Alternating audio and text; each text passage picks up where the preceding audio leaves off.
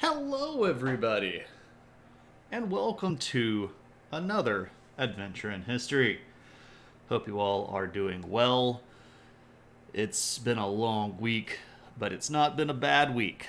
I have, for the first time since the second week of August, caught up at work. And that is, well, that's just gosh darn remarkable. Now, what do I mean when I say called up? That means I have all of my stuff graded, I have all of my emails answered, and I've done all of my attendance and all of my paperwork. So, this is this is a unique moment in this semester. I got caught up one day back in October, and then I was just like for that one glorious day, I was caught up, and then the next day it just all went to again. But I've been caught up now for several days in a row, and it's amazing because I'm actually getting work done. Crazy stuff. Crazy stuff. But I forgot that one thing. I have marked off all of the things on my sticky notes. So, I busted the butt and got it in gear. So, I'm doing okay. I have not been sleeping very well, though. So, I'm kind of tired, which is not necessarily conducive to maintaining my caught upness. But we can't win them all, right? But I hope that you all are doing okay.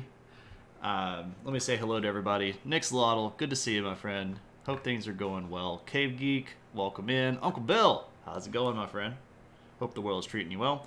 Green Herring, good to see you. Moose, as always, hello, hello. You had a doctor's appointment at 7 a.m. today, so you didn't sleep it well last night knowing you had to wake up early. Yeah, I hate that. Because you're like, did I set the alarm? Am I sure that I set the alarm? Did I set the alarm? And then like you wake up in the middle of the night and you're like, ugh, am I gonna? Right, I feel that. Viscera, what's going on? Hey, how's it good to see you? It's been a minute. How's your world? Hope things are going as well as can be expected in this crazy year of 2022. Moose, how's it going? Good to see you. Where's that emote from? A little cat emote. Oh, it's a glitch cat. Okay, I'm not familiar, but cool beans. They insisted on giving you a physical, even though you didn't request one, because the person who set the appointment listed it as a physical. Ooh. Well, I know how uncomfortable that can be. Turn your head and cough kind of stuff. And I've got a friend who's a doctor, and he lives back in Tuscaloosa where I used to live, and he referred to prostate exams as, quote, ringing the low doorbell, and he would go, yeah, man, I had to ring the low doorbell like 50 times today. I was like, Jeff, come on, man, you're killing me. You slept like crap without the appointment? Oh, that's unfortunate, Cave. It has. Things are well enough. Hey, that's good to hear. Well, we're glad you're here, too. Foggage, what's up? Well, you haven't really missed anything. We've only been going for just a couple minutes, so not too much. The Doctor of Philosophy. What's up, Macaroni and Brie? I saw you over there in Eris's channel. How's it going? That guy's a hoot. I love Eris. He's a cool dude, and is just as legit, like, off stream as he is on stream. So I will admit that I am having a bit of a sinus thing. So I am congested. If I sound a little funny or perhaps a little nasal, it's because I've got a lot of sinus congestion going on, and it's starting to like make my eyes water, which is always the fun part of it. We haven't yet gotten into how depressing the U.S. elections are, have we? Well, I wasn't planning on talking about the U.S. elections, mostly because it actually turned out so far better than I expected. Now, there's still chances for things to go pretty poorly, but it's looking potentially better than expected. It looks like the Democrats might retain the Senate. They've lost the House. Everybody's like, oh, they might still hold. They're not going to hold the House. They've lost the House. That's like a guarantee. You can put that in the bank. But much election, many voting. Wow, indeed. You've had some sinus stuff going on for the last week or two. Yeah, the problem with my sinuses is that the region that I live in won't decide what season it wants to be. So we've had summer and fall and spring and winter all in the span of about the last week, right? And when that happens, my sinuses are like, why don't you just pick a season and go with it? Yeah. I don't feel horrible, but it's like it's that like background level annoying, where I'm functional, I'm okay, like my brain's working, I guess as well as it normally does, which is kind of shoddy, but it's just like that little bit of an annoying edge, just like an annoying edge where it's like I can't really breathe the right way, and I'm having to like snuffle every now and then, which I'll try not to do while I'm on stream because that's annoying. But your car's tires definitely felt the 30-degree change overnight, right? There's going to be from the high today to the low tomorrow, we will have traveled like 42 degrees. As I think the high today was 76 and the low tomorrow is supposed to be 34. So we will have moved 42 degrees in the span of about 24 hours. So. Yay! You went from 39 to 69 today. Yeah, that's just, that'd be the way that it goes sometimes. Tuna is here from work. Well, Tuna, I hope that we have a good stream. I think that we will. At least I think so. We never really know. We might get some random troll in here because I'm talking about Muslim people that says some horrible thing and he is the first person in almost 3 years to get banned. Have I March? Yeah, I've been streaming 2.5 years plus now and still haven't banned anybody, so that's kind of remarkable, I think. All right, so what up? We're here and we're talking adventures in history, and specifically here we are going to talk tonight about these people to begin with, and they're going to have a good run of things and get pretty big, and then they're going to just utterly and completely collapse, and we'll get a new caliphate. So changing of the guard happens tonight, and interesting things with them. But we are going to pick up with the sort of what we might call the golden age of the Umayyad Caliphate. And if you remember, the Umayyads are a big and powerful Muslim empire that had conquered a whole bunch of territory. That's basically all of this stuff that we're looking at right here. They had conquered northern Africa and Egypt, and they had, you need to zoom out a little bit, they had Saudi Arabia, they had taken Mesopotamia, they had conquered Persia, and they've got some borders over here with people like Pakistan and people over here in the Central Asian region. So they've got a big old chunk of territory, and they are sitting pretty high on the horse. Now, this is, of course, the second caliphate. This is not the Rashiding Caliphate, who was the first caliphate. This is the second one. The Umayyads are sort of cousins of Muhammad, or at least they play that up really big. I mean, they were cousins, but they weren't like close cousins. That's actually going to be part of their downfall here in just a bit. But let us start our discussion with some discussion about this guy named Al-Walid. And I guess we'll put the first because he is technically Al-Walid the first. We'll talk about the second one here in just a bit. So this guy is going to take over in 705, and he rules from 705 to 715. Riding a horse while high is a no-no. Yeah, that's fair. This empire was also immortalized in the classic cake song Race Car Yayas.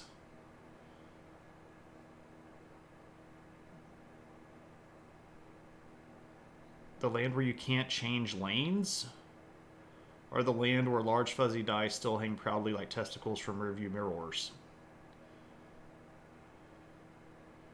Because that's really all of the lyrics in that entire song. The land of race car yayas. I love that song, by the way. Not as good as Nugget. My favorite song off that album is actually Nugget, which I can't play on stream because it says the F word a lot. I do quite like Cake, though. One of my favorite bands. And Satan is my motor. Anyway, moving along. Who is this Al-Walid guy? Well, he's got a pretty peaceful transition of power coming off the last ruler. Kin to them. This guy is going to be pretty important because one of the things that he starts doing is expanding. And he's going to expand in a couple of directions, most notably here in northern Africa. This land over here, which is referred to as Ifriqiya, which is their sort of name for Africa province, and then over here in Morocco. And by 711, Al-Walid is actually going to start launching attacks here into Spain. Of course, the Visigoths at this point are ruling in Spain, and they're going to have quite a bit of trouble with the old Umayyad expansion here.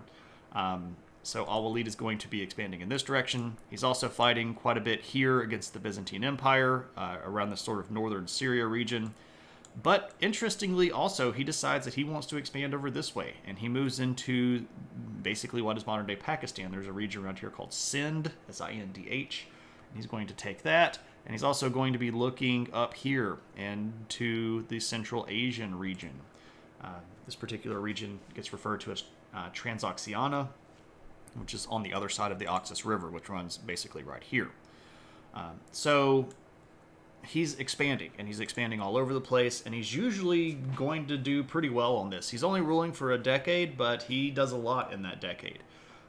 He's rather successful, internally speaking. There are going to be a pretty good periods of time. He doesn't have a whole bunch of trouble when it comes to things like rebellions, but there's a growing amount of political intrigue. And one of the things that is sort of the theme for the remainder of the Umayyad Caliphate are these political machinations between the Umayyad clan, who was really just a big family that had a lot of money, and other big noble clans inside of the Arab world. Now, again, even though they're ruling over all of this, all of these big families are Arabs, and despite the fact that they might end up being from different places in the empire, part of this is because one of the things that you did when you conquered these areas is when you move in and you kill the local leadership or force them to convert to Islam, and then you put Muslim leadership in on top of them. So you've got some of these big noble families that are going to start developing power bases that are outside of the sort of the traditional Arab region, right? So when you think of Saudi Arabia, the modern day country, that's sort of the the natural homeland of the Arab people. Now, of course, you have some of those people that are in places like modern day Jordan, modern day Israel, a little bit maybe in Egypt, a little bit in Syria, a little bit in Iraq, a little bit in Iran. But broadly speaking, kind of this area right here. And this is going to be a little bit of a problem for them, for the Umayyads, because when you put some of these noble families out in big cities, especially big cities out in this region, there's a lot of money out here. The Silk Road is still making literally just tons of money every year. Wasn't Pakistan India at that time? Pakistan, actually, India. This whole modern day country of Pakistan is right here. This big guy, right? Oops, sorry. This big guy is Pakistan. The region over here was neither called India nor Pakistan at all. I just said Pakistan to refer to the region. This particular region right down here was referred to as the Indus River Valley, or several other names. The people here were referred to as the people of the Hindu region, or the Indus people. But the region at that time has a couple of different names. This region up here is referred to as Punjab, which is still a modern state in India. Region down here is called the Sindh, which is sort of part of the southern Indus River basin. But this region right here, you can actually see it, sort of like a diamond shape right here. This is, geographically speaking, known as the Khyber Pass, which is what we call it today. And this is sort of the gateway from the Central Asian steppe region here down into the larger Indian zone. So the Indus River Valley and the Ganges River Valley. This is the little place that you want to hold. And when you break into that area, all of this stuff is kind of open for the taking, right? And of course, this is something that is particularly interesting for the Umayyads because, again, they're looking for that money. So the Silk Road's going to come out of here, and they want all this stuff. So you put people over here in Persia. Theoretically, if you move them out from the power base, you get them out from under you. But also, if you put them in some of these big cities out here, they're going to be able to collect a whole lot of money. They're going to be able to collect a whole lot of power. And this, of course, is going to potentially be an issue with you. And under Al-Walid, one of the things that starts happening are these big families. They start really trying to push to get their particular way. There's another big family down here in Egypt that becomes sort of problematic and is going to start some trouble going on here. So Al-Walid, while he has a really lot of big successes sort of in the battles that he fights, and he does have a relatively peaceful time internally speaking, you can start to see some of the trouble bubbling. It's not like a full-out boil yet, but there are signs of growing tension. And one of the things that Al-Walid tries to do to sort of reestablish himself or secure his position is some reforms, specifically currency reforms. Previous to this period of time, the Umayyad Caliphate had been working mostly on a regional coin-based system that looked a lot like the Persians. And during this period of time, they're going to sort of overhaul that whole thing and sort of establish a single unified currency system. And this is going to be pretty important because this is going to be then how they, ask for taxes. The Umayyads actually had quite a bit of additional taxes that were not particularly normal during the ancient world. Specifically, there was a tax on people that weren't Muslim. So if you were Jewish or Christian inside of the, or I guess technically Zoroastrian, though the Muslims did not like Zoroastrians at all, you would pay this thing called the Dahimi tax, which was effectively an additional tax because you weren't a Muslim. There's also the jizya, which is a tax that was paid by Arab converts, or sorry, non-Arab Muslim converts. So if you weren't an Arab and you converted to Islam, you still had to pay a certain tax that was sometimes referred to as a poll tax, but it's the religious natured tax there. And so there are lots of these taxes, and if they reform the currency system and they demand currency to be paid in the official currency, of course, this is going to have a big kind of economic ripple through the entire region. Another thing, there's going to be some pretty cool buildings going on here. So non-people of the book. So people of the book here are Jewish people and Christian people, right? So if you had to pay this additional tax, it's for that stuff. So also, hey, Maddie. Okay, so one of the things that Al-Walid is going to build is this big thing. Now, I do have to note, this particular thing is referred to as the Umayyad Mosque. This is in the city of Damascus in Syria, and while some of this is original, it has been damaged quite a bit through time, both through a really big earthquake back around, I think it's like 1034 is when the earthquake hits, but also during some of the violent periods of time that have happened across, the last 2 millennia of time, basically. So this is still a very big mosque. It's very cool. I would love to go. Syria right now is not necessarily safe for travel, but this would be a really cool place to go visit. And you can get the idea, right? Even though some of this is modern-ish, and I say modern-ish as in, it was rebuilt 1,000 years ago. But the style here is effectively the same, and it was built along the same footprint. So it's about the same that it would have looked back then. know that the courtyard's been expanded a bit, and they've added some stuff around the wings, like out here. And then if we sort of flip around, this shadow right here is actually a sort of little tower thing that's called the treasury, where they would actually keep treasure. So that's pretty cool. For a while, by the way, Damascus was the capital of the Umayyad Caliphate. So this is sort of like the mosque for the caliph. And you know, if the caliph's going to go to it, it's going to have to be a big fancy mosque, right? You want the big cool stuff in your city. Now, to not go too far astray, another thing that he actually does as well is gives a whole bunch of money to have the Prophet's Mosque that's in Medina overhauled. It's really hard to find pictures of the inside of the Prophet's Mosque. You're not really supposed to take pictures inside of it, but it's incredibly large. And the thing that I would like to try to do here is explain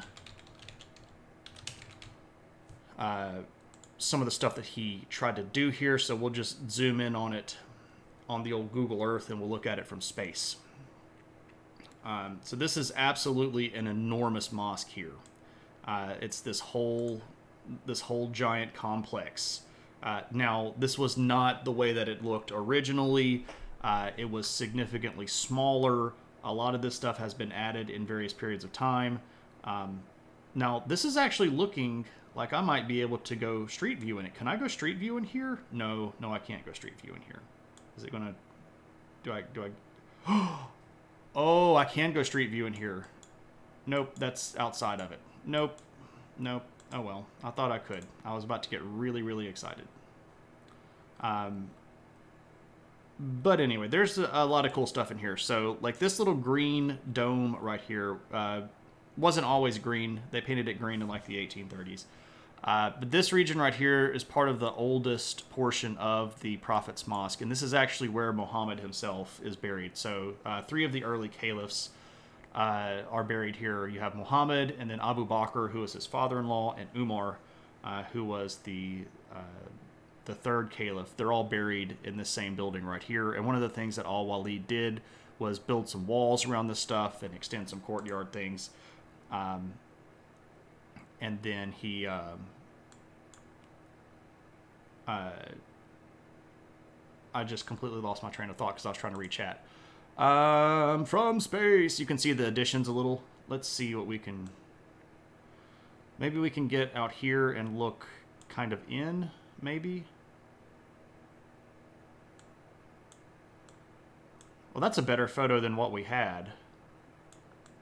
So some of these minarets that are around, especially the internal part right here, are also things that Al-Walid added to the Prophet's Mosque. It would be really cool if I could go over there. And I don't understand why I can't. It's an incredibly holy site to Islam, and I completely understand them not wanting random people just like wandering around taking pictures of all of their stuff. I completely understand that. Yes, let me exit ground view. Anyway, that's cool. So he added some parts to the Prophet's Mosque as well. So things are going pretty okay for him. Now, one of the problems that Al-Walid runs to is when he is trying to establish an heir, and he wanted to pick his son to be the next caliph, but he's going to run into some trouble. Was there a reason for painting the dome green? I'm sorry. Well, let me catch up to just a 3D photo from user. Yeah, that's what it is. He built walls and some minarets, right? So he initially built 4, and then later other people are going to add the other ones. Maddie. Yeah, that's not where I live. I live on the other side of the room, or other side of the world, rather. Is there a reason for painting the dome green? Well, no, that's actually paint. So green is a color that becomes synonymous with Islam. So if you look at a lot of the flags, you'll see like the green crescent moon, or you'll see the green bar or stuff like that on there. It's just sort of the... there we go. Green was the Prophet's favorite color. It's been a preferred color for representing Islam. I nom. Thank you very much. Picked it up significantly better. What's up, Lumpy? How's it going? Congratulations. That's great news from Lumpy. Lumpy got a promotion at work. And that's great news. Vipers, what's going on? How's it going? What did I miss? Can I start over from the dawn of history? Well, the great thing is you can go watch all those VODs. And I actually spent several hours organizing those VODs into collections so that they're both in order and organized. So, got you covered, bud. Got you covered. 10,000 years ago, people started doing... so, domestication... well, I mean, 10,000 is... It's close. It's close. The earliest stuff that we have where we can show for sure that people were domesticating crops is about 9,000 BC, so that's 11,000. But that's really close, Maddie. That's a really good guess. Get on with it. Okay, let's get on with it. So, Al-Walid, he's trying to get his son to be the next caliph, and the politics starts kicking in. And there are politics that want this other guy to be caliph, this guy named Suleiman. And Walid is going to argue for his son and try to pull strings, and he actually has some people executed, and he tries to put some people over in exile and send people away. But he's actually going to die before he can secure the position for his son. And that means when he dies, we're going to get another Umayyad. So still within the same Umayyad family, but not his son. And this guy's name is Suleiman. And he's going to only rule for a couple of years. And part of this is because of those troublesome things that I mentioned earlier bubbling up around the side. So, for example, when he takes over, Suleiman, in 715, he basically immediately starts trying to clean house. And he's going to get rid of a lot of the territorial governors and put his people in. And he's going to try to be wasn't really a guess, but okay. I'll give you credit for it. And I'd even give you A credit for that, like A-level credit for that. He starts trying to basically solidify his faction's control over the government. But the problem with that is there had been a lot of people that were particularly, in charge that were supporters of Al-Walid and his family and don't really like the idea that Suleiman is now in charge. And we really start developing some trouble stuff here. Suleiman is going to try to do some of the big sort of like flashy things that Al-Walid did. He's going to try to do some cool building. This is basically all that remains of what is in history called the White Mosque. It was built out of marble so that it would shine like with the glory of heaven. This is in a city called Ramla. Oh, you're an archaeologist. Okay, cool. There we go. I did not know that. Welcome on in. That's great. What's your take on the Holocene calendar? I think that it's not going to go over because it's, I don't know. I mean, I get why people are doing it, but it just doesn't sit with me. The current entrenched system is not really going to change until we have, like, I don't know, robot overlords or something like that. But I don't think we're going to change our dates. Anyway, so this is the Ramla White Mosque. And there's a pretty big minaret outside of it that was added a lot later, which is in much better shape than this. But this is pretty cool. And so he's trying to do the big building thing. And he's trying to be like like, look, I can do this too. Look at how cool I am. And what's ending up happening here is that people on the borders, especially over here in the Persia region, are really going to start going, I don't know if I like this guy very much. And over here in the far western region, people are going to be like, I don't know if I like this guy so much. And by the time we get to about 716, there's going to be multiple rebellions on the borders. And Suleiman is going to have to crack down on this pretty hard. and he has a lot of people executed, including some of the people in pretty big families. And while you go, okay, this is going to be, something that sort of settles down the trouble, as you might expect, it doesn't actually settle down the trouble. Now, the rebellions are put down, and the territories that manage to break away are going to be brought back under control, but things are getting to that point where everything might be the next tipping point. It could be the next one. This could be the thing that decides to make everybody go bat crap crazy. All time begins in 1970 is our robot, right? Everybody knows that the year one is when the robot overlords become sentient and aware. I don't see adding 10K to a calendar like that without massive social political shift. I agree, Maddie. I get why they want to try to do that, but I don't think it's going to stick. Rank 3.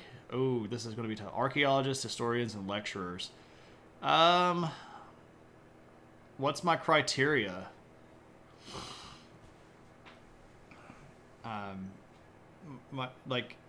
And when you say lecturers, do you mean just people that give lectures, like just about anything, or just like people that talk specifically about like college stuff? You're not required to provide me with the criteria. Let's go with the TED Talk version. Let's like TED Talkers. We'll put them on the list. But TED Talkers can be historians and can be archaeologists. You just have to give me 3 things. I know. Okay. So I have to make up criteria. What if my criteria is what I would like to do the most? And if that's the case, I would arrange them exactly how you have them listed. If I could afford to do archaeology for a living, I would do that more than just studying history. If I didn't do that, I would like to just study history. And if I couldn't do that, I would just like to talk about history. I have done archaeology stuff, and I am technically a historian. My job as a teacher is mostly just to run my mouth about stuff. And I don't have as much time to do research as I would like, and I definitely can't travel as much as I would like. So I am currently what I would call a lecturer, and I wish that I could get paid enough just to do research and like do books and publish papers. That'd be great, and it would be super duper great if I could also go dig stuff up and then publish that. That'd be really cool. Archaeology doesn't pay much. Yeah, that's unfortunate. I'm getting funding for archaeology, even to do it part-time, is a struggle. Archaeology for a living, but aren't I afraid of Pazuzu? I am not afraid of Pazuzu. I don't fear random Sumerian deities that possess young girls in America. It's just not really something that I worry about very much. So I wish that I could travel for a living and just do archaeology for a living. There are very few people that can do that. Very, very few people. And I even heard from a friend in Britain, so a guy that lives in the UK, that one of the things that Britain is cutting right now because they're in a budget crunch is their state-run archaeology department. So Britain actually has a very robust set of professional archaeologists that do really, really good work. And unfortunately, because the budget is just so tight in England, they are apparently cutting those archaeology positions left and right, which makes me sad because I would love to go be a professional British archaeologist. If anybody from the Home Office in Britain is watching, and you need a slightly used archaeologist that'll work for room and board and enough money to pay for my bills, that would be friggin' amazing. I would love to do that. Hi, consider this stream my application. Holes are maybe the most dangerous thing about archaeology. Dude, I love digging in holes. I love being underground. How weird is that? Like, I got so excited. I was over in Turkey. Um, I was over in Turkey over the summer, and we got to this place called Mar Elias. It's this old monastery. It's a Christian monastery from the 5th century, and it has this big stela in it. We were trying to, well, there's a whole research thing that goes behind it. But when we got there, one of the things that I found, like, because I started exploring like all of the stuff, right? I go dig around and look at all the stuff. Um, I found a hole in the ground that went down into not just a underground room, but an entire underground structure. And I was like, "Holy crap, man! This is great!" And I had the best time just like following all these tunnels around and trying to figure out where they related to above. And I climbed in a whole bunch of tombs. Oh yeah, man. Yeah, secret underground rooms. It's great, Green Herring. It was a great experience. I've got pictures. I've got pictures. It's great. If somebody wants to summon the adventure hat, I'll show you pictures. Let me catch up with the chat here. Curses are not a thing. Archaeology doesn't, but grave robbing does. The skills are the same. Oh, well, you know the joke. The difference between what's the difference between an archaeologist and a grave robber? And the right answer is about 300 years, right? You think Figment would have a lot to say about curses? Correct. Grave robbing is so different than archaeology? Also correct. Trespassers, yeah, Pratchett's great. Stealing artifacts from one country to display in another, and you can't even get a fair pirate's wage. Alas. Alas, Uncle Bill, that's... I would work in conjunction with the native country, and I would insist with all of the power that was given to me that the artifacts discovered would be able to stay in that country. This is my friend Shane from Mississippi. Now, I don't like to succumb to stereotypes, but yes, Shane likes dirt. I mean, I like specific kinds of dirt that's on top of really old stuff that I get to move and then find the old stuff. There we go. Archaeology in the UK is pick any spot in your dig. Exactly, Plumpy, exactly.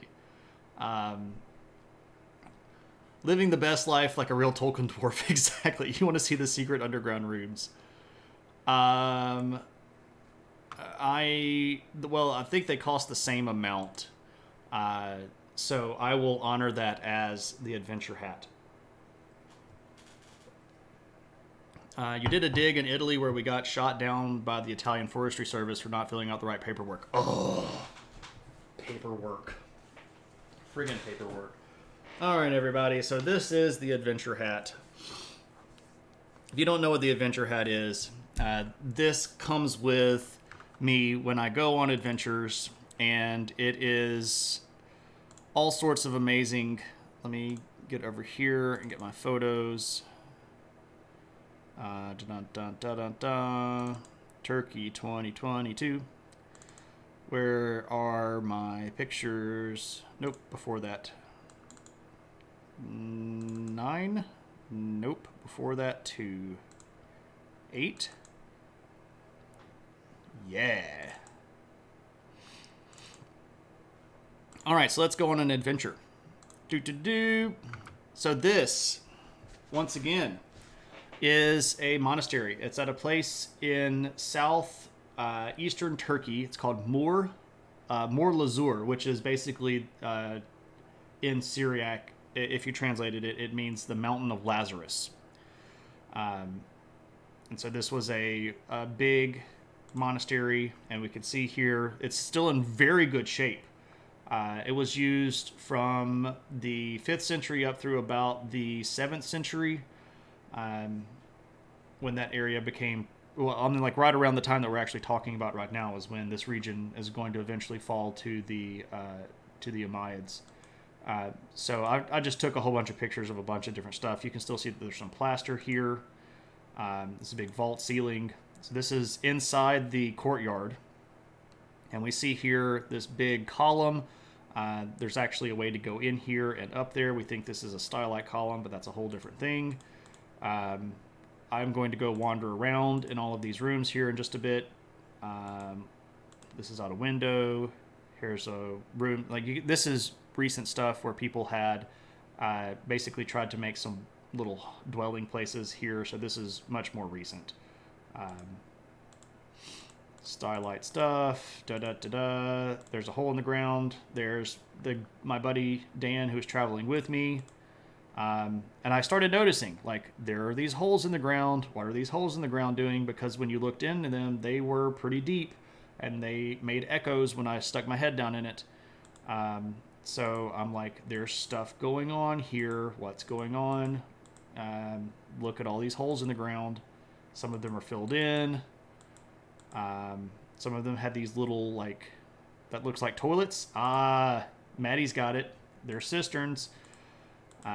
But this is on the second floor. So this is a chapel that's up on the second floor. You know this is a chapel because it's got your good little 3 little windows. Good old Christian chapel. Look at there. So here we go. We're down in a tunnel.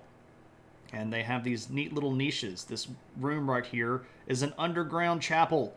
Check it. Underground chapel. So this is actually the passageway to the top. So here we go. You can see the steps going up. Here's the broader underground chapel here. This is another passageway that goes off to another set of rooms. So let's go through there. Okay, so you go through one side and there's a cave-in, so you can't clearly go that way. Why'd they place it underground? Because it's hot as junk. This is Christian, Maddie. It's hot as junk, and being underground is cooler. So you have nice passageways here. This is a grinding stone for grinding grain, which is under the ground. Really weird. Here's another passageway that goes off that way. That got kind of partially caved in. I decided to climb through it anyway. I didn't go any further into this room because this started moving, and I did not want to get, like, completely completely swallowed up. So I very cautiously backed my way out. I really wanted to go on this way. There was another passage that went up that direction, and you can see right here where I put my foot. And when I put my foot there, you can see how all of this just started, like, rolling down. And I was like, okay, not going to try to go up there because I might die. But, man, I love climbing around in holes. Here's another passageway. I cracked the top of my head open on this lip right here. Badly. I was literally bleeding. The adventure hat still has blood on it. Because I am a tall dude, and that is a very small opening right there. So here's another room that's out to the side. You can see how it would have been carved out of the bedrock. I wanted to go up there too, but you can see here this scree is from me trying to get right there, and I decided I wasn't going to climb up that way because, again, I don't necessarily want to die. This is a pretty cool little room here, though. Got some stuff going on. So this is just another shot here of the main chapel room. So pretty cool stuff at Moor Lazur. One of the cooler underground tunnel structures that I've ever been in my life. Really friggin' cool stuff. And thank you all for summoning the adventure hat. I love sharing places like this. Pretty cool stuff. So that was the adventure hat. All right. Pazuzu was here, right? Were you the first? No. I was not the first person to explore that. But as evidence of how badly that cracked my head, this is not rust. That is my blood. Because I cracked my head open on that friggin' little sill. And I enjoyed every minute of it. I had a giant scab on my head for the rest of this trip. It was pretty rough. Anyway, there we go. Pretty cool stuff. You should make a blog displaying all these ruins, but use it as a real open plan living room, dining area. Right. This is a common breakfast nook. All right, so there we go. Let's get back on track here because we are way behind. I am spending way too much time talking about stuff that's not what we're supposed to be talking about, and this is going to go on forever. Suleiman rules for just a couple of years, ends up dying and passing power to another guy. That guy's name is Umar the Second. Umar the Second. What does he do? Well, he's his cousin. And what's really interesting is that he was not the first choice for Caliph. And in fact, he wasn't even the second choice for Caliph. He was the one that people could agree on. And the reason I mention that is because, again, we've got internal issues. We've got some problems where there are factions, and these factions all want their person to be in charge and be at the head of the table. And it's not working out very well. Now, Umar's only going to be on the throne for about 3 years. But in that 3 years, he goes through a whole bunch of stuff. One of the first things that he does is he starts really pushing people that aren't Muslim in his country to become Islamic. He has this whole process of Islamization where he wants everybody to convert. He starts reorganizing things a little bit. And this gets a lot of people upset. Specifically, one of the things that he gets rid of is the extra tax that has to be paid if you were a non-Arab Muslim. So if you weren't Arab, you converted to Islam, you still had to pay this tax. And he's like, well, I don't think that's right. We're going to get rid of it. And a lot of people got really hacked off about that, especially some of these really big Arab families who had previously enjoyed a certain level of social status because they didn't have to pay that tax. Now it's like, oh, well, maybe you're not, as special as you thought. And they don't really like this very much. He is basically going to have to stop expanding. And the reason he has to stop expanding is because he's got to pacify and put down all of these little brush fires. And he's going to, once again, and this is like the second time in about 5 years, he's going to completely replace all of the provincial governors. And he's going to change a lot of their duties and how they specifically report. And he's going to try to re-centralize a lot of this power. And it doesn't go over very well. In 712, he went to White Castle with, okay, I get what you're saying. So you're going to drop the K from Kumar, and you're going to drop the H from Harold. I see. I'm with you. The problem here is this is going to cause a lot of frustration, and the next few caliphs are going to deal with a lot of pushback from this. There are going to be a lot of really costly wars. One of the things that had happened under Suleiman and Umar is that there was this really long attempt at taking Constantinople, and it cost a ton of money, and they didn't end up taking Constantinople.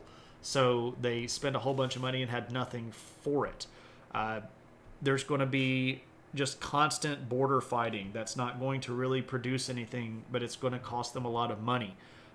There are going to be lots and lots of revolts, just so many revolts. And eventually what's going to happen is that we're going to get a few caliphs really, really fast, and then we're going to end up at this guy named Hisham. And Hisham is going to be the last really competent and really capable Umayyad caliph. He's going to be caliph from 724 to 743. But he still has a lot of trouble because, again, all of these internal struggles are going to be very, very real, and they're going to be very, very constant. And while he is capable of keeping the empire together and even doing a little bit of expanding, he still spends most of his caliphate putting down brush fires. He's going to adopt different methods. The dog is just going bonkers outside. I don't know what's up with this. So one of the things that he's going to do is he's going to give up this idea that military action has to be to conquer. And this is going to be an important concept. Instead of like moving in and trying to take over this area and trying to hold this area, what if they just went with these big raids? And he kind of comes up with this concept of like, we're going to raid in force. We're going to get a whole bunch of people. We're going to attack, we're going to loot, and then we're going to go back home. We're not going to try to hold this territory. We're not going to try to pacify these people. We're not necessarily even going to try to sack the cities. If we can get in a city, great. If we can't, we're not going to try. Because this isn't designed to hold territory. It's designed to bring back in loot. Because what he needs to try to do is rebuild the treasury, which had been exhausted. So that has some level of benefit, and it is going to allow him to continue to hold on to power, but he's still got lots of rebellions. Over here in the far regions of Transoxiana, there are going to be some rebellions. Down here in his Indian territory, there's going to be some stuff. Over here in Africa, there's going to be some stuff. And it's just bad. It's like all over the place for this guy. And unfortunately, like I said, Hisham, when he takes over, things were bad. And when he's ruling, things are still going to be bad. But he does effectively like triage a lot of the situations. And he manages to fix some of the problems while keeping other problems from exacerbating. But nobody else is really going to be able to do that. When he gives up the caliphate and when he dies, the Umayyads are going to get into like the really bad stuff. And what ends up happening is you get this like really quick series of I forgot to show you this. Quick series of caliphs. Okay, let me show you this. This is Hisham. So this is a statue. If you're worried or wondering why I haven't shown you many pictures of people, let me remind you that in a lot of cases, the Muslim people are not particularly very fond of making images of humans.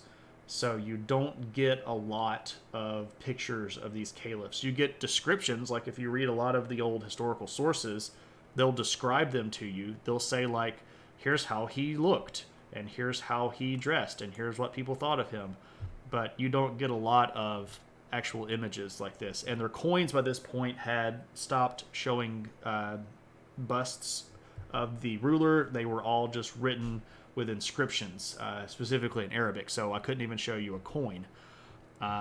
Those eyes, that face, you can only see Nigel Thornberry. Well, he did spend some time in Africa. So maybe not as far away as you think, perhaps. Now, Northern Africa is substantially different than Sub-Saharan Africa, where I think the Thornberries were. Or were they in... I can't remember where the Thornberries were, if I'm just being honest. Were they in Australia? I can't remember. I never actually watched that show very much. It was well after my time. We're going to get a few people, and we're going to get them really fast. So I can show you part of Al-Walid II's face. So there's an eye, a nose, a cheek, and part of his lips. So this is Al-Walid II, and you go, oh, well, cool, that's nice. He's in the position of caliph for 2 years. And at the end of his second year, his cousin leads a coup against him and assassinates him. So he's only going to be caliph for 2 years before he gets assassinated. The guy that assassinated him becomes Yazid III. Yazid III is only going to rule for 6 months before he dies of a brain tumor. So then we're going to get Ibrahim, who is Yazid's brother. And he rules for 3 months and then goes, I really think everybody here is trying to kill me. So he actually gives up the throne and runs away. And he's like, I'm done being caliph. I don't want anybody to murder me. I'm just done. And at that point, we end up with the last of the Umayyads, a guy named Marwan II. I almost named tonight's stream Pour Marwan Out for the Homies. I thought it was too long, though. I also almost named tonight's stream Why'd you have to go and make things so caliphated? But I thought that was really, really long. And then I actually tried to shorten that one, and I was like, can I just say make things so caliphated and people get it? But I didn't think that they could. And then I was like, can I say go and make things so caliphated? But the mods talked me out of it. So I went with Rashiding expectations, which is pretty good because this guy actually did Rashid expectations. Or exceed them, right. Millennials would make the best rulers. The threat of death doesn't scare them. Well, I guess. I'm over caliphating everything? Perhaps, Maddie. Perhaps so. I will accept that. Okay, so what's up with our buddy Marwan? Well, if we're just honest, this guy has a couple of things going for him. Did they go on an epic adventure starring Daniel Day-Lewis? I don't think so. If they can choose who to fight, well, there we go, right?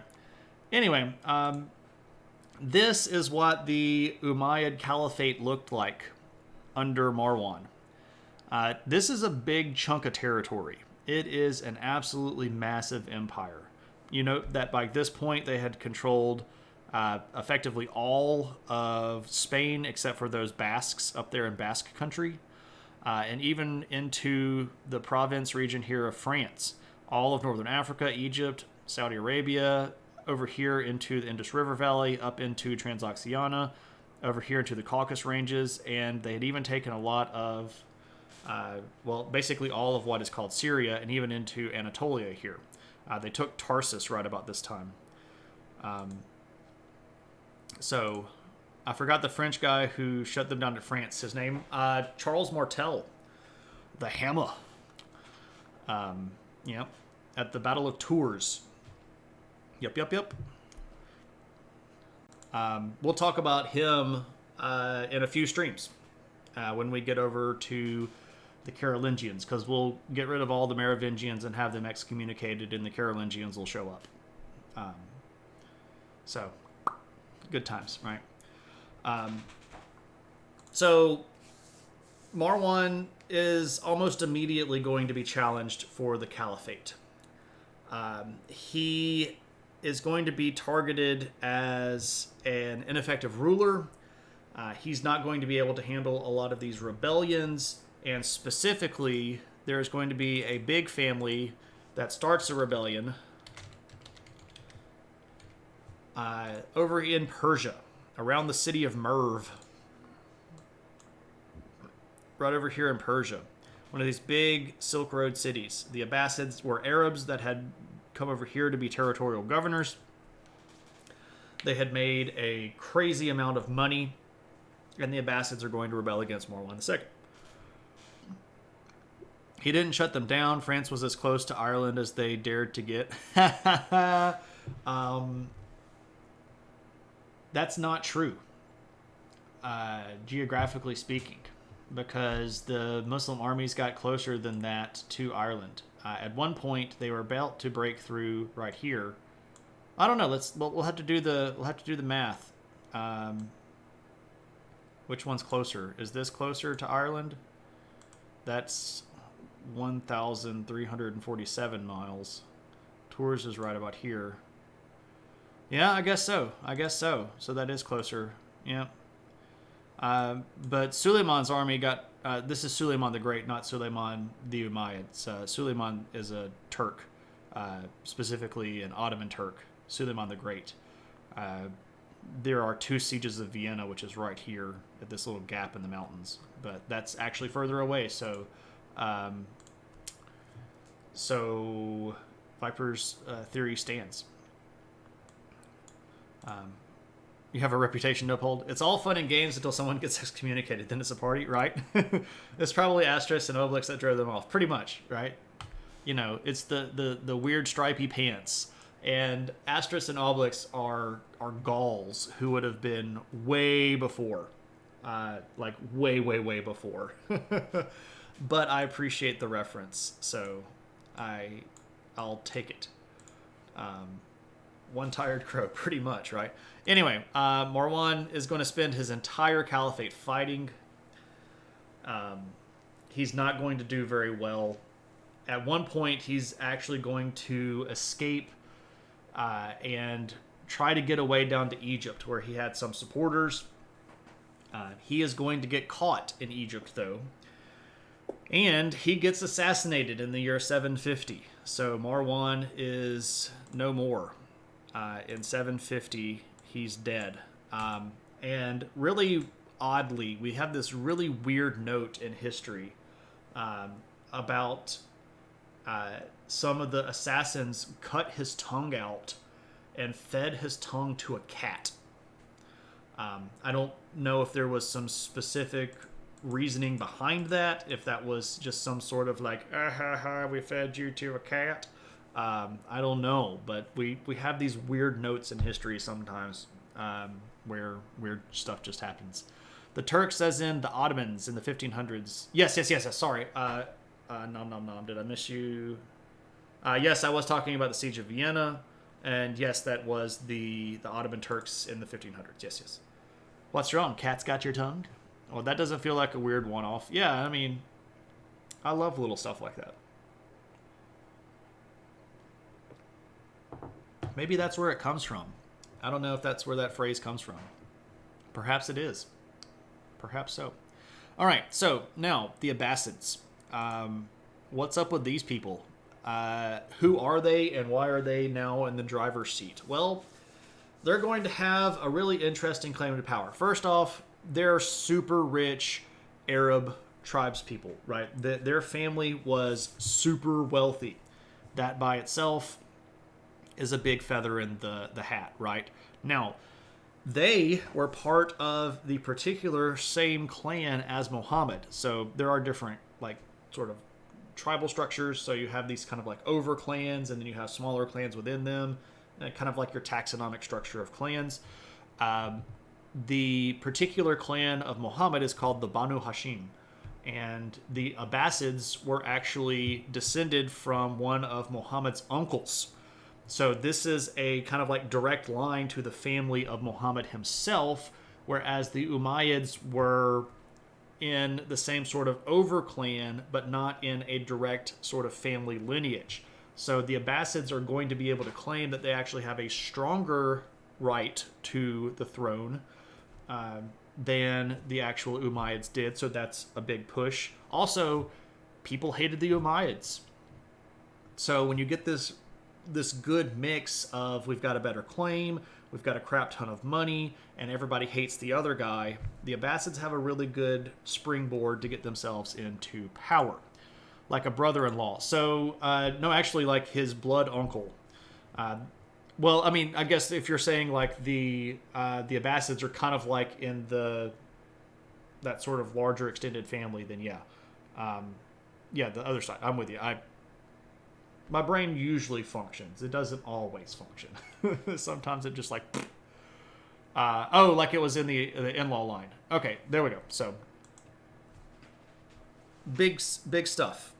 Pretty close. Lots of claim. Now, who's going to be the guy that's in charge? Well, specifically, we have a guy whose name is Asafa. And I've just realized that I need to change this from Umayyads to Abbasids.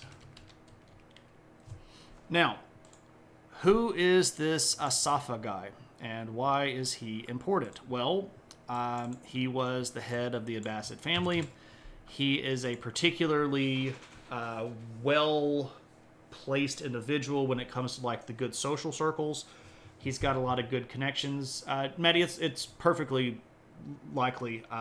I will admit that I'm not 100% certain one way or the other, so I mean, they're from Banu Hashim.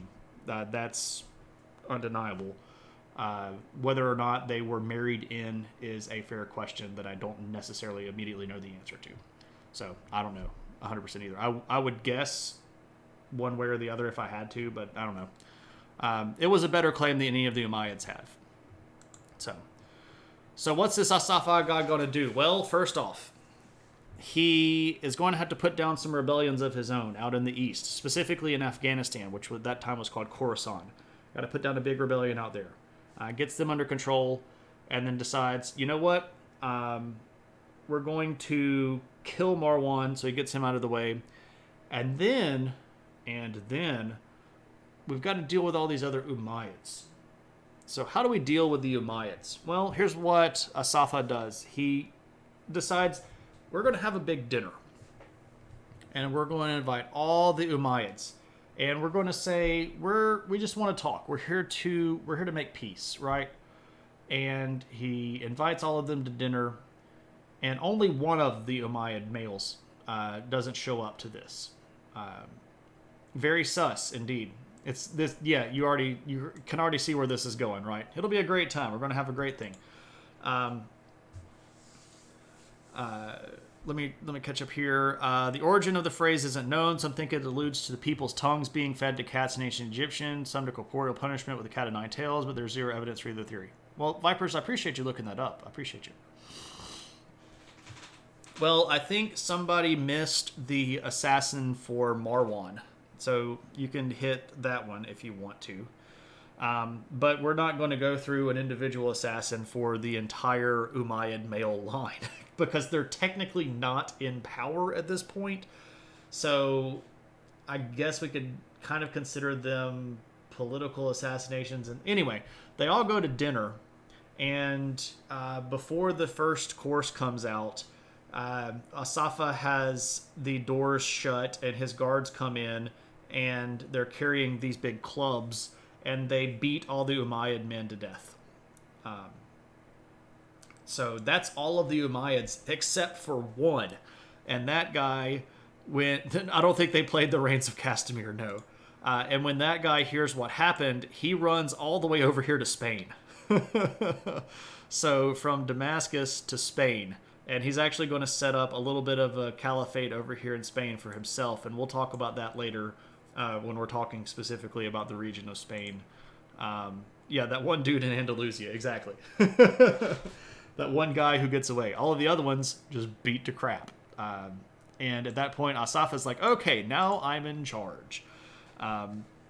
He's going to spend a lot of time fighting to reassert control of the territory. He's not going to be able to keep all of it. He's going to lose some territory over in northern Africa. He's, of course, going to lose Spain. So Spain is going to stay in the hands of the last Umayyad. That sounds like a great movie, The Last Umayyad. He's going to lose the part of Morocco right here. Some of the territory over here in the Indus River Valley is going to break away. He's going to lose that region. Starring Tom Cruise. Right. And he's going to play that guy. Exactly. You know. But Asafa still got a lot of territory. This is still a very big empire, very powerful, and a large stretch of the Silk Road. Large chunk of it that runs right through here. Right. So he's still got a lot. Oh, I forgot to show you this. This is a picture of Asafa. Now, this is not from his world. This is from outside. Later on, a Central Asian group is going to draw this picture of him, and it's kind of hard to tell, but this is Caliph Asafa here. Yeah, they don't like drawing images, so a lot of the pictures that we have of these people are from external groups. This is supposedly the court of the Caliph, and there are other people here that are bringing him petitions and stuff like that, so... Yeah. There we go. Now, this is also going to be a pretty interesting moment. So if you were with us last week when we were talking about Tibet, you might remember that in 751, there's a big battle between the Abbasids and the Tibetans and the Chinese. And the Tibetans and the Abbasids... and the Turgesh are actually going to sort of team up in a three-way tag team against the Chinese, and this is called the Battle of Talas, and it's in 751, and this is going to be sort of the last end of the Tang Dynasty's attempt to control Central Asia for a very, very long time. So this is going to be good for him. He's going to have some rebellions even in the heartland, in Iraq. There are going to be some rebellions with some Kharijites, separatists that are causing some trouble, so he has to go put them down. And Asafa is only going to rule for 4 years, but it's a fairly successful 4 years. And then this dude ends up dying of smallpox, which had a really rough go of things around this time and killed a whole bunch of people. So, yeah, smallpox was hitting the population pretty hard. And it was not so fun. Now, who do we have following? One of the big ones. This guy's really important. Al-Mansur, one of the most important Abbasid caliphs, period. He's going to rule from 754 to 775, and this guy is big for a lot of reasons. Number one, he is going to build Baghdad and move the capital of the empire from Damascus to Baghdad. And that itself is a pretty dramatic moment, because what this is symbolizing is that there's been a shift in politics. And Damascus here was closer to the front line with the Byzantines, who at this point, about a century had been sort of the biggest and the baddest enemy of the Muslim caliphate. But shifting that here to Baghdad is going to symbolize not just a physical, but also a symbolic shift to the idea that this region is going to be just as important as this region. And Islam is going to, during this next couple of caliphate periods and over the Abbasid period broadly, they're going to really start bringing in a lot of Persian influence. And Al-Mansur is going to foster this, because the guy is going to be really big on diversity, which is something that seems kind of odd, perhaps, if you know a lot about the sort of broader Muslim world. But he really wanted Baghdad to be a metropolitan center of learning. This guy's going to establish universities that are going to be some of the finest ones in the world within a decade or two. This guy's going to bring in lots of foreign documents, and he starts having his scholars translate a lot of these things from their natural or the original languages into Arabic. And this is really important, because a lot of the documents that we have today that we might consider classics of the Greeks or the Romans, etc., were actually preserved in Arabic longer than they were preserved in Greek or Latin.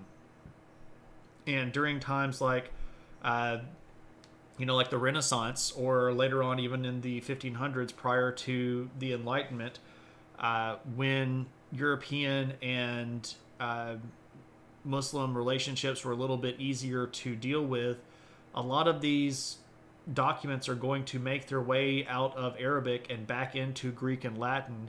And this is how we have stuff like some of the old classics, like this is like Plato and Aristotle and that kind of stuff. Those all get translated into Arabic and kept at these really big repositories of learning and knowledge. And Al-Mansur is all about this stuff. He's going to be in a lot of diplomatic conversations with a lot of different countries. He's going to have embassies that go as far away as places like France. He knows the Carolingians. He has conversations with the Chinese, all over people with India. He's got a lot of stuff going on. He is going to try to retake Spain, and that doesn't work very well for him. Sort of one of the big failures of his caliphate. He can't get Spain back, but this guy's going to spend a lot of money on the learning arts, and he's going to have a lot of big emphasis on stuff like reorganizing the government. And it's during his period of rule that he introduces the position of vizier. So if you know about the Grand Vizier, if you've ever seen Aladdin, you'll know that Jafar is the vizier.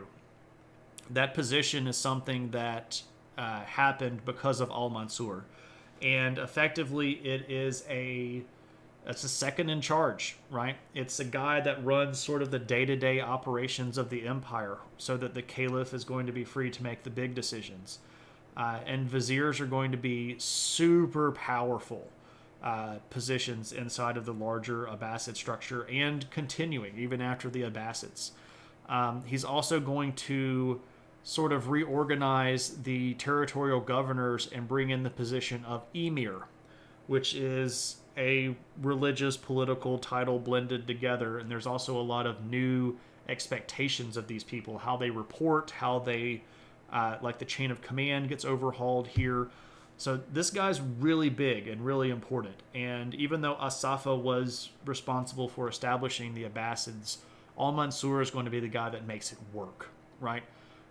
He's the one that takes the nascent idea of this Abbasid caliphate and really stabilizes it and builds the underlying structure that it needs to continue existing.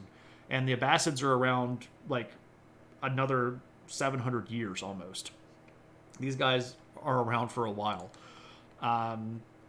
Via Avicenna and the Avor. Yeah, so lots of activity over here. And he tries to retake Northern Africa and manages to get some more of it. But there are groups of people right here, especially the Berbers, who don't really care very much for Arabic overrule. So this region right here is going to be very, very problematic for Muslim rulers from now on, pretty much. And even today, there are ethnic tensions between people that are sort of more coastal in places like Morocco and Algeria than the people that live kind of back behind the mountain line here that are the Berber people that don't necessarily get along with these coastal people as well. So lots of stuff going on under Al-Mansur.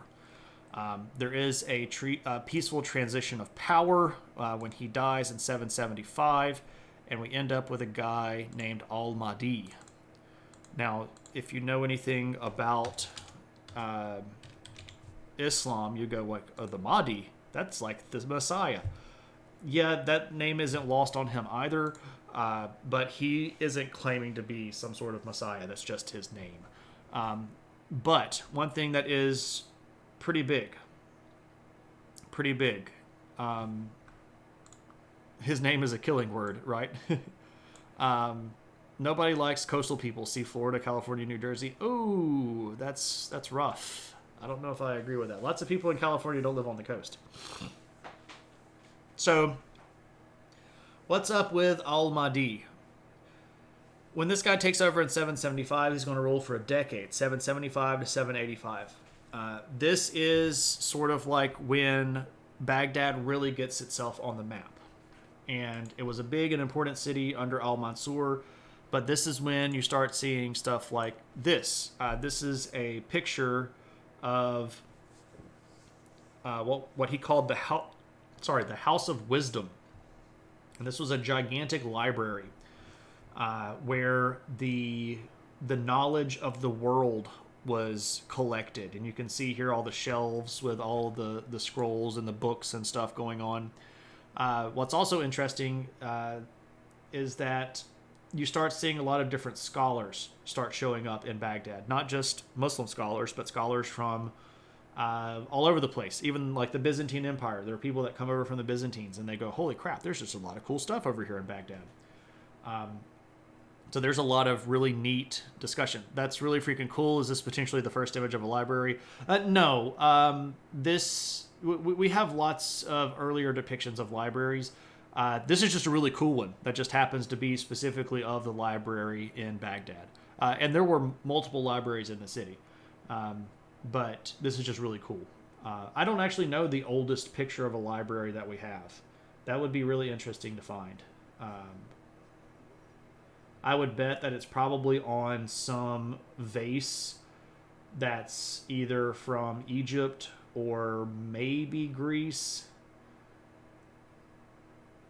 I'm trying to think if there would have been any that were Mesopotamian, and it's possible something from the Babylonians, maybe, well, like the Kassite Babylonians. I don't know if the original Babylonians would have been there. Maybe something from the Kassite period.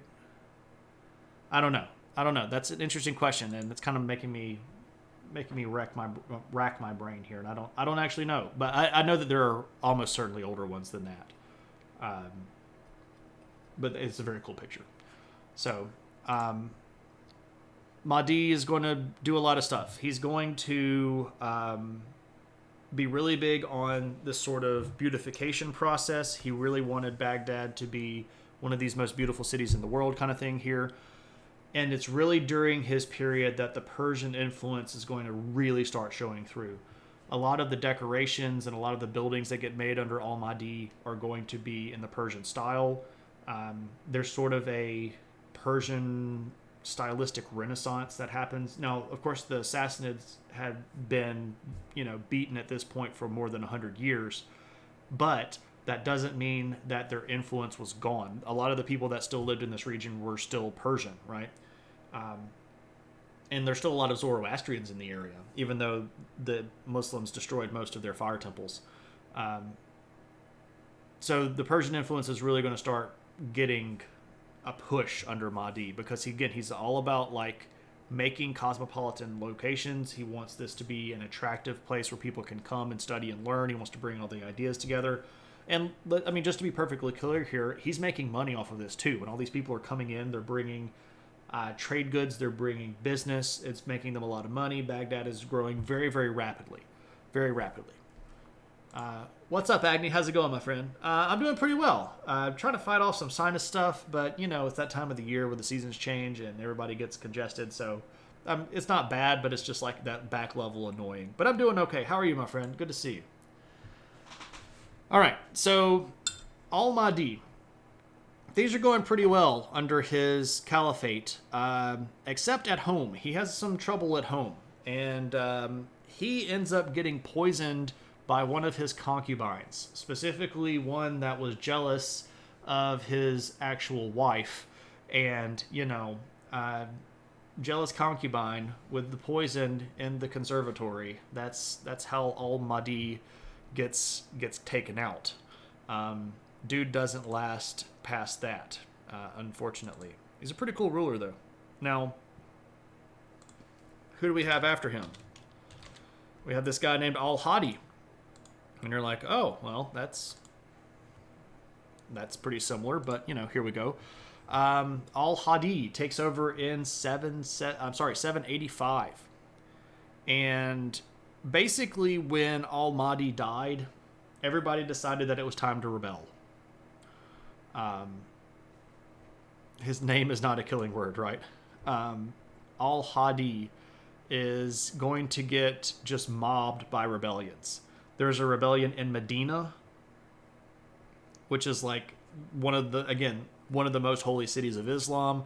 You don't want a rebellion there, because this is going to disturb the Hajj.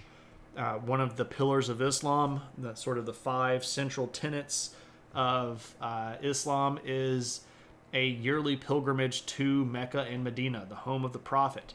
And if Medina is in rebellion, that's going to mess up the Hajj. And you don't want that to happen, because that's just bad news for everybody. There's a rebellion in Egypt. There's another rebellion over in Africa. There is a localized rebellion in South Iraq by the Kharijites. The dude is just getting rebelled all over the place, and he only lasts about a year. And he gets poisoned by his own mother. His mother had tried to exert a lot of influence over him, and he had tried to ban her from the court. So she concocted a plot and had her son poisoned. That's never a good way to go. He must have poisoned the grapes. Yeah, it's not so great. Al-Hadi makes it a year, 785 to 786. And that's the end of him. Now, this is going to bring us to our titular character tonight, Al-Rashid. Now, this guy, Al-Rashid, he's a big deal too. So he takes over in 786 and goes to 809. If mom poisons you, you're really screwed up, right? Oh, this guy. Yeah, that guy, Al-Rashid. He had made quite a name for himself. This is, by the way, is not actually his given name. This is a nickname. Rashid here. If you know what Rashidun Caliphate means, so Rashidun means the ones who ruled the right way, or the right ruling caliphs. This is the first caliphate. This is Muhammad and his family. The Rashidun Caliphate, very important, rightly guided. Yeah. So like these are the ones that do things the right way. They have been properly. So Al Rashid here is a nickname, means that he is being rightly guided, and he got this because he had basically beaten the crap out of the Byzantines. During one of these rebellions, Al Rashid had decided that he was going to go up here into the Byzantine Empire and basically do whatever he could to wreck this world as one of these big raids. And the story goes that this guy was so successful that it took 20,000 mules to carry back all of his loot. And when he brought all of this money back to the caliphate, that it so thoroughly deflated the currency that you could buy a horse for a single gold coin, because he had just brought so much money back. Now, this is clearly exaggerated, right? But this guy has a good name for himself because in the middle of all of this chaos, he's doing stuff the right way. So he is the one doing things the right way and walking the right path. So this is how he ends up as the caliph. Now, one thing about Harun al-Rashid is that he gets really, really, really widely discussed. People are going to paint pictures of this guy in Europe. People are going to know about this guy over in China, down in India, over in Africa. And he's even remembered in some of those really good old stories. So if you've ever read the Arabian Nights, the stories of Scheherazade, 1001 Arabian Nights, a lot of them happen during the reign of Harun al-Rashid. And a lot of them have him as the caliph in the story. So that's how big this guy is. He sort of literally goes down in the legends as just this bigger-than-life character. He was widely seen as a pious individual. People liked him on the military front and on the religious front and on the political front. And his rule, again, this is from 786 to 809, his rule is widely seen as the beginning of what goes on to be the golden age of the Abbasid Caliphate. This guy's hugely successful. By this point, Baghdad was one of the biggest cities on earth. It was a globalized city. It was a highly cosmopolitan city. This guy's going to go on Hajj like a dozen times. You really only are supposed to go once as a command, but he just goes all the time every year that he can because, again, he's a very pious individual. He's a good ruler. And Harun al-Rashid is probably, if we look at all of the people that have been big, like he's probably going to be more powerful than al-Mansur. He's going to be a bigger deal than even al-Walid, who had this gigantic Umayyad empire, but was having trouble with it. There are a few issues that pop up with Harun al-Rashid, where he has to put down a couple of small rebellions, but it's not really that big. They're all contained, and none of them spill outside of the localized region that they're in.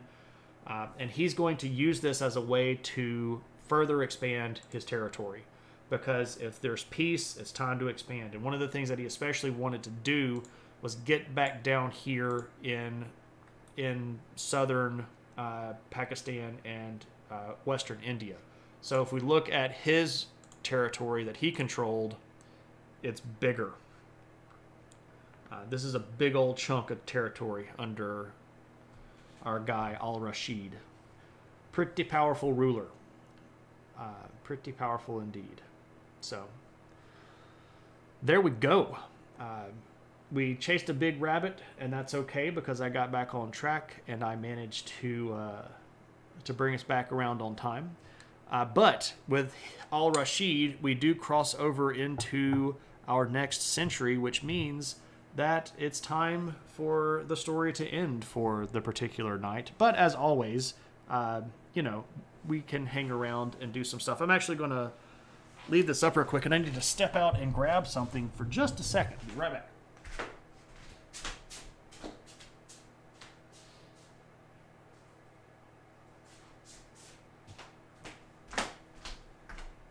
And I'm back. Just like that.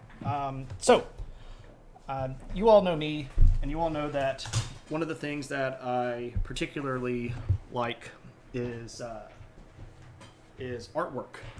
So I try to show off artwork when I get it in order to promote the particular artist in question. And one of the cool things that my friend David just put out, let me give him a shout out if you're not following him. My buddy David is the author and illustrator of a comic called Mouse Guard, and he recently put out a comic that's a short story that's called King Knight Fool Villain. And in his story, one of the characters goes to this soothsayer to have his fortune read. And the soothsayer uses this great deck of cards where you pick 4 of these cards, and it sort of tells you how your future is going to be. Well, David made all of the cards. So you can see like all these different ones. Like here's a baker, and here's a coin collector, and here's a cook, and here's the infirm, right? So he did all these great soothsayer cards, and there are 38 of them, or 37 of them. Shield bearer, Stargazer, and they came out so well. I want to show them off. Can I go full screen? Do I have a full screen? Nope, that's not it. I don't have a full screen on here, do I? Nope. Crap, I need a full screen. Anyway, these are great. These turned out so well. Just absolutely cool stuff. And you can grab these from his store, but I was lucky enough that I got one of the original cards. As soon as I saw it, I knew that I wanted it. I have a weird affiliation with jesters. So I have the original for the Fool. So this is hand-drawn with pencil and then inked. And I got this in. This is great. So I got lucky enough to pick this up as a birthday gift from my wife. My wife is amazing. Thank you again for this. I have this weird association with jesters. I always liked the idea of somebody that got to be a professional butthole and got to be the only person to speak honestly to the people in power. And I sort of take that as a challenge where people that are in power need to hear the truth, and people in power need to have someone poke at them so that they remember that they're human too. And the position of the fool or the jester, or in Spanish, the buffon, it's the same in French as well. It's just buffon instead of buffon. I've always had a lot of affiliation with that in myself. So I wanted to show those. Again, if you are interested in picking up one of these great decks, it comes in this great stenciled bag here, this little burlap sack. You can check out David's store. Let me actually grab the link to his store, and we'll just do shameless self-promotion here. Well, it's not really self-promotion. It's my friend's promotion, but, there we go. So you can go buy this at his shop. And there are, I think, a couple of the originals are still available if you are so inclined. So cool stuff there. Now, as always, if you have questions about the stuff that we just talked about, or any other history thing, or if you just want to ask a question about something, or if you want to redeem some points, now is a good time to do that. I will start looking at who's streaming and try to line up a potential raid. But we can kind of chat here. You can ask some questions or you can do your thing. Whatever's is up to you alls. I'm going to have some tea.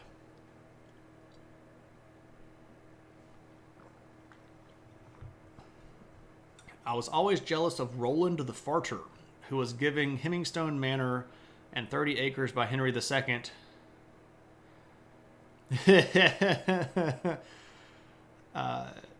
That's a lot.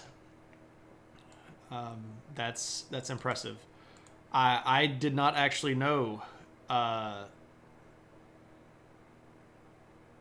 did not actually know that he jumped and farted and stuff. That's interesting. That's crazy. That's the world that we live in, though. So there we go. Right? Interesting stuff. Unum saltum. Yeah, so that's one jump at Sifeltum at Unum Bumbulum. Yep. Just curious which caliphates were responsible for all the deaths in India. So there are a couple of groups that at that point. Okay, so whether or not they were caliphates is an interesting question. There are a couple of people, like the Gurids.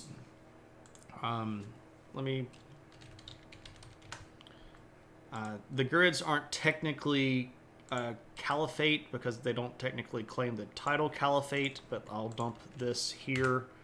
The Gurids are going to have a lot of responsibility for breaking into India.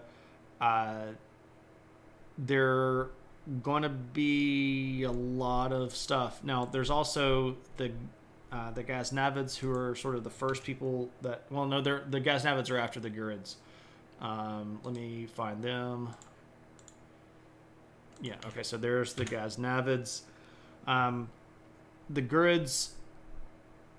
So, okay. So there's this little region right here that's called the Gore. And it is Gore, like that. And Islam took a little while to get in that region because it's rather isolated, and the people there were very independently minded and kind of, well, okay, the ancient people thought that those people were weird, just like super weird.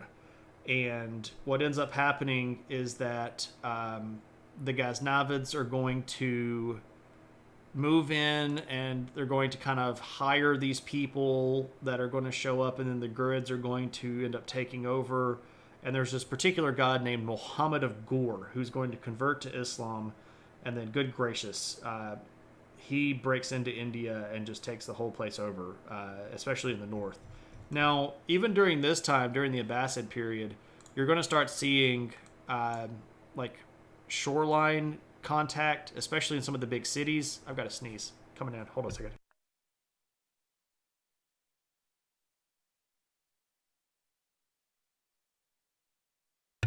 So you're going to start seeing shoreline activity here, where trading cities along this coast of India are going to start seeing ships coming out of the Abbasid territory. Of course, the Pakistan area is going to fall under the Umayyads and then be picked up again under the Abbasids. But the really big stuff is going to be under the Ghaznavids and the Gurids. And those are both a little bit later on, a couple hundred years from now. India is not really going to completely go over to Islam for even longer than that. It's not really going to be until you get to like the Sultanate of Delhi. But that's even substantially longer. And the Sultanate of Delhi is not even as uniformly Muslim as they like to think that they are. Because some of so the Sultanate of Delhi is not actually just one continuous line. It's about 5 different ruling families that end up taking over. And some of those families aren't even really Muslim. They're still kind of like Hindu. But that's a whole other long story, and we'll talk about all of that. Um, I actually got to guest lecture at some university classes talking specifically about the expansion of Islam in Asia. So pretty cool stuff. One of my areas of interest, if you will. So I know that was a really, really long answer to a pretty basic question, but you all know how those go when you ask me these questions. All right. So do we have any more? Do we have any other questions that are kind of like that, or what you thinking?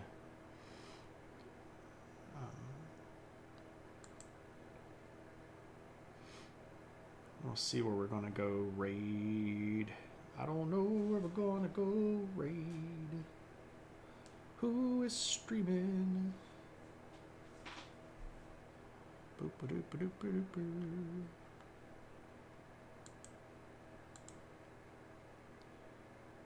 Oh, he's playing video games.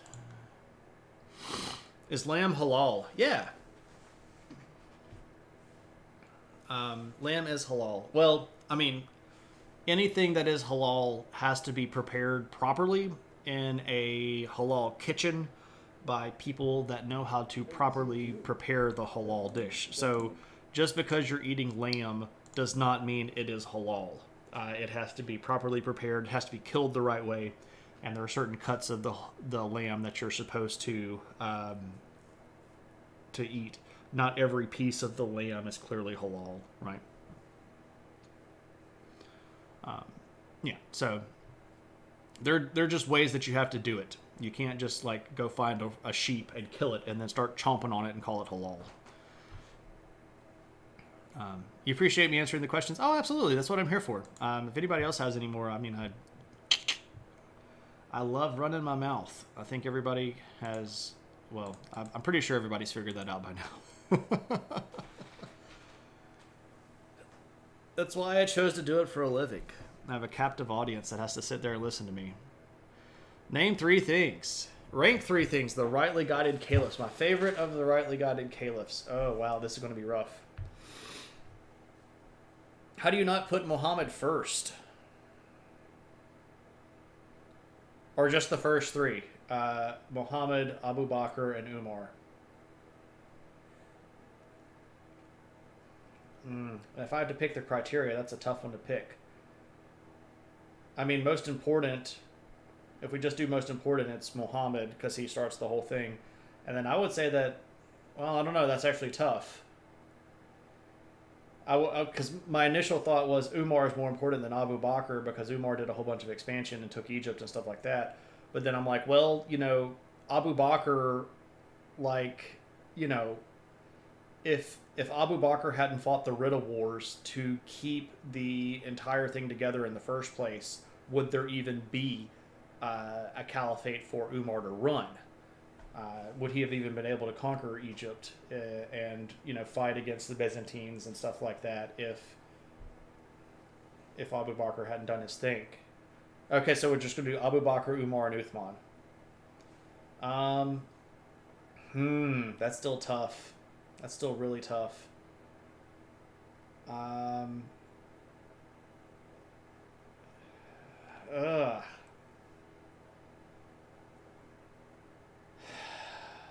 Man.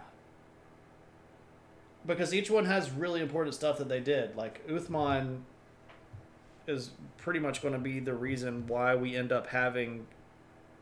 well, no, Abu Bakr started... I'm going to have to go Umar as the first one. Like, Umar really made the world work.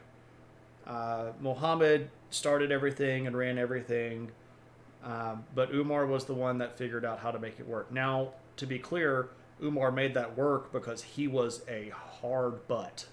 That dude was like all about some corporal punishment, all about some, if I tell you to do this and you don't do it, I'm going to kill you. Dude was no nonsense. And that's what was needed at the time. He's also going to be the guy that starts working on the first copy of the Quran, which is fantastically important for the Muslim world. So I'm going to have to put Umar first. But it's a very close second. with Abu Bakr. Abu Bakr was only caliph for a few years, but his importance was really big. So after Muhammad died, there was a giant revolt by a whole bunch of different Arab tribes that had basically said, look, we were aligned with Muhammad while Muhammad was alive, but now that he's dead, all of our oaths and all of our promises and all of our alliances have fizzled away. And Abu Bakr was like, no, dudes, you made promises to Allah. You didn't make promises to Muhammad, and Allah's not dead because he's God, right? And he had to fight these big things called the Ridda Wars, which lasted for several years, where Abu Bakr basically beat everybody back into line. And he's also going to be responsible for one of the first big battles against the Christians, Battle at Yarmouk, where they beat up some Romans and Jordan. That's a big deal. And I mean, I don't dislike Uthman, but I do think that he comes in third. Uthman was much more of a bureaucrat, and that was also probably what the caliphate needed. Umar beat everybody into line and threatened their lives, and then Uthman came behind and was like, okay, so now that we've got order, let me impose some structure on this order, and did stuff like taxation reforms. He did stuff like organization of the military and organization of the power structure and provincial structure. But that's a really tough call because all three of those people, like if you didn't have any one of those, I don't know if the caliphate would have lasted because they're all like super critical to the continuation of the caliphate overall. So that's a great one. Nom nom nom. It's a great one. So, cheers.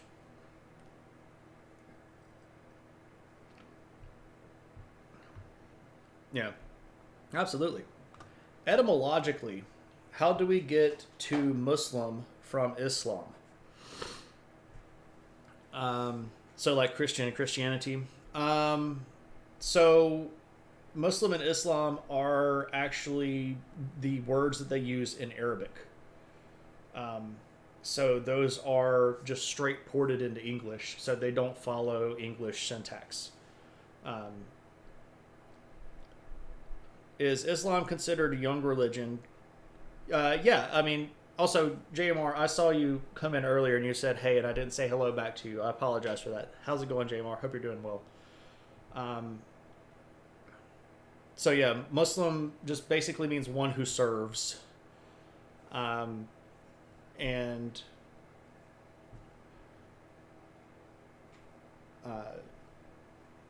so to serve, it's so like Muslim is one who serves. Because service is like the sort of central key here. And of course, this is service to Allah.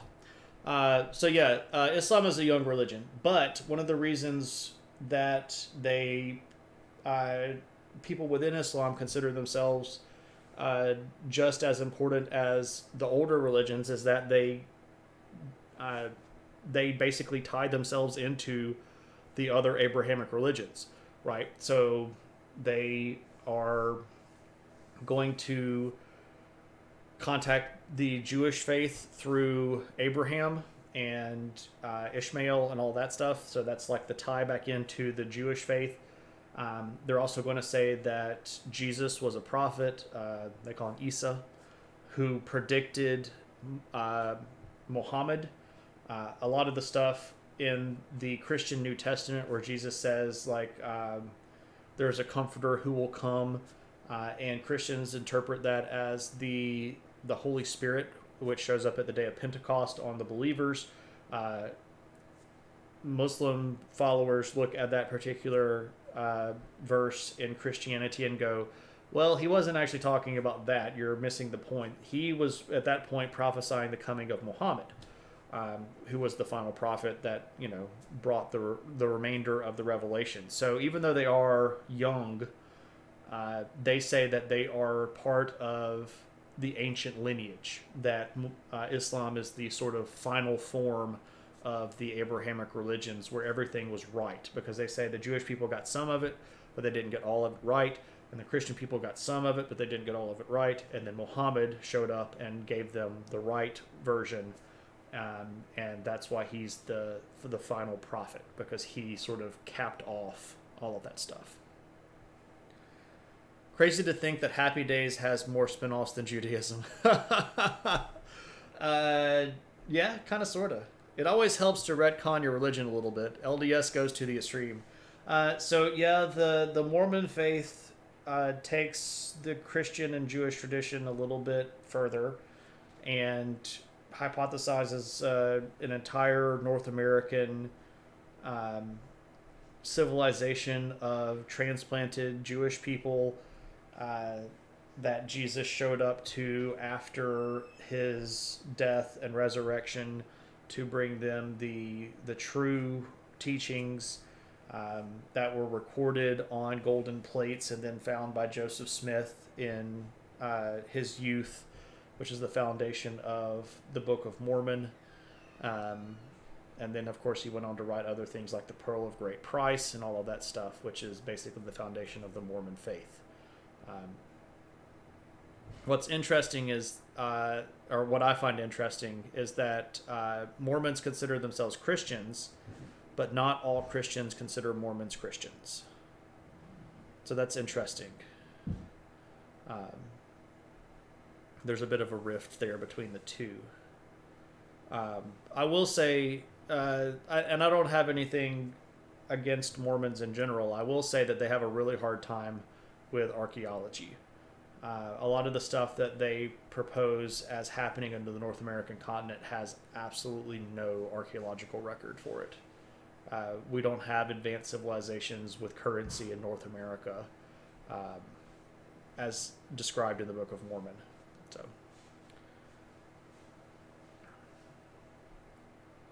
boop boop boop boop. And as a Protestant atheist, that makes sense to me. Can one be? Well, I guess at that point we should refer to the original pronunciation of the word, which is Protestant. Protestant is how you're supposed to pronounce that word, because it is a person who protests. And I find it ultimately amazing that the Protestants over time have managed to shift the emphasis of that word to the first syllable, Protestant, when in fact they're still in protest of the Catholic Church. But, protesting sounds negative, so they don't want to be the protesters forever. So we'll just call ourselves Protestant instead of Protestant, as it was originally supposed to be pronounced. Fun little bit of religious history there for you. So, yeah. This is what I do. I bullcrap and I talk about random stuff. What are we to do as a civilization? I don't know. I could sit here and talk forever, though. Let's get rid of gore. What's up, Junk Collector? Good to see you. Want to be associated with proselytizers, not protest. Yeah. Exactly. We're gonna bring the people the word. We're not gonna argue with people, right? Replace it with gore. That's probably a different religion. Heavy metal with giant demon masks and fake blood and enormous monster phalluses is probably not really the same. I heard Gwar once dunked on Jesus. It's quite possible. I would not know. All right. Let's go do a raid. I think it's time to go. My sinuses are really just kicking my butt, and I need to go blow my nose really loudly and make a whole bunch of honking noises that could be misconstrued as geese in heat. So I don't necessarily want to do that on stream. But I do thank you all. It's been a fun night. I appreciate all of you all for hanging out and being great chatters. Does a hot shower help you clear out your sinuses? Sometimes, but not always. Oh yeah, that's fine. No, you do your thing. You do your thing. You're welcome to lurk and absorb all you want to, or talk all you want to. I don't hand out gold stars. I don't keep attendance. You just do your thing. You just do your thing. Viscera, it's really good to see you, my friend. I hope that you're having a good one. Thank you for the time that you gave out of your busy day to come listen to some idiot ramble about history, right?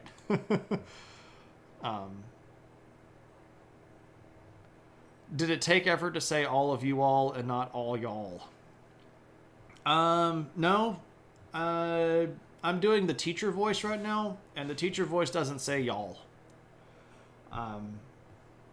And it's sort of like a mental switch that I flip in my head where I don't curse and I don't say y'all. When I get off stream, I'll click it off and then I'll start cussing again and I'll start saying y'all. But you want a gold star. You can have one if you want one. Out of all of the options, I prefer y'all. Use is just ugly, right? I understand.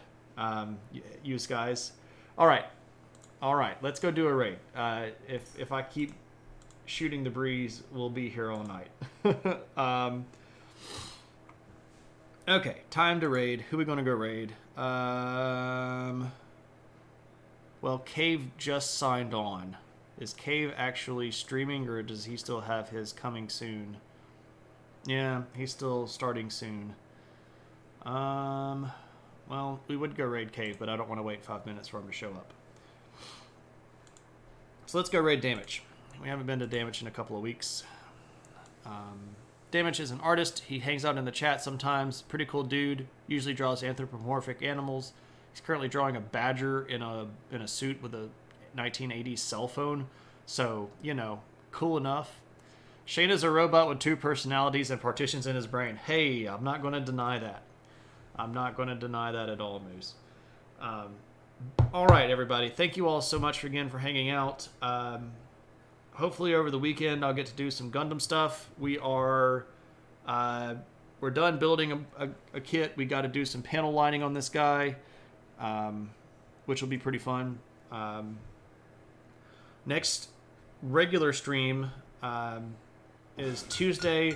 It's supposed to be a viewer request stream, but instead of actually preparing something, we're going to do something a little bit different. I'll tell you what it is when we get there, but I think it will make some people happy.